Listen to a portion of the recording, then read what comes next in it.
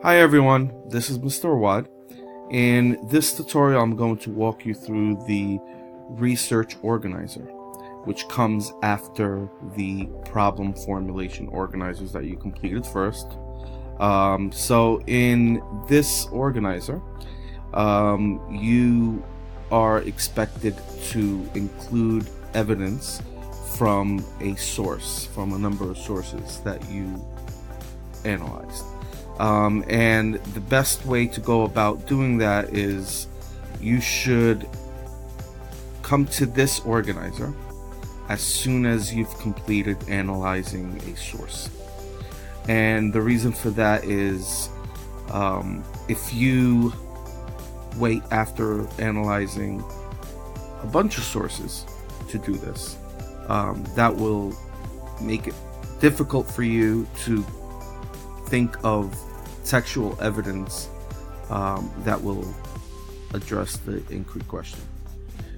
So it's important that once you've completed a source, once you've analyzed it, once you've found evidence from that source that you feel best addresses the inquiry question for the unit, you come here and you populate this organizer with a minimum of one textual piece of evidence. So this is straightforward.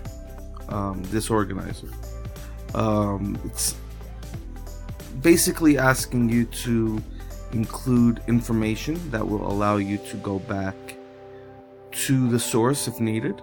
So you start off with writing down the title of the source, the author, and the date in which it was written, and then including the textual evidence in quotes.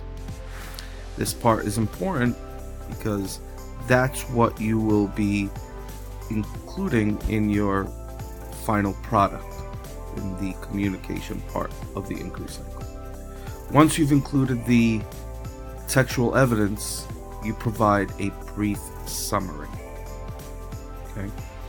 And there's space for, in your packet, you are given two organizers that has space for 10 pieces of evidence.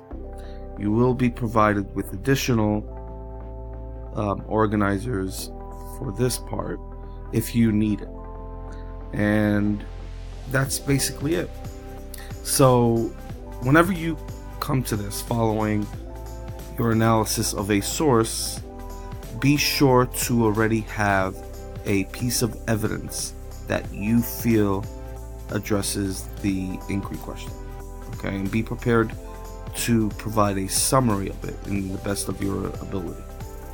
So just like with the problem formulation organizer and every other organizer after that, which assesses you on a specific standard, the research organizer on the right side includes a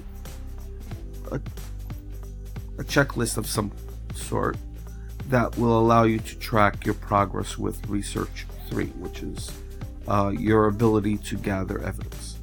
So the learning goal for Research 3 is collects information and data necessary to solve the problem as formulated, drawing evidence from informational texts, conducting an investigation, or generating data. So on grade level, you are expected to classify textual evidence as support for claims and counterclaims. So basically, that's what you should be able to do. You should be able to identify textual evidence that will support a claim or a counterclaim, and below grade level, basically approaching grade level, is your ability to identify textual evidence that would support a claim, a topic, or themes. So for mastery, it's going above grade level. It's your ability to investigate outside sources, outside of the sources that I provide you with for relevant textual evidence to support your claims, counterclaims, and rebuttals. That is basically you going above and beyond what is given to you in class, doing your independent research, and finding evidence that will either support your claim or will provide a counterclaim. Okay, so once you've completed these two organizers with as much evidence as possible, you will then come here, you will check off where you think you stand currently, and then give at least one thing that you will do to improve in research 3.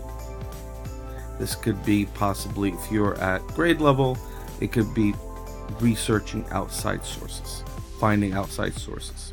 Okay, now I didn't state this in the previous video when I did the tutorial for problem formulation, but following each cycle, you will have conferences with myself or Ms. Gortage or Ms. Milligan to discuss where you currently stand and what goal you have to improve on a specific standard. So this part is very important. This basically prepares you for the conferences that you will be having with one of us. Okay, so once again, you should watch this video if you would like to review this portion of the inquiry cycle as much or as little as you need to, and hopefully this video has clarified exactly what's expected of you in this part.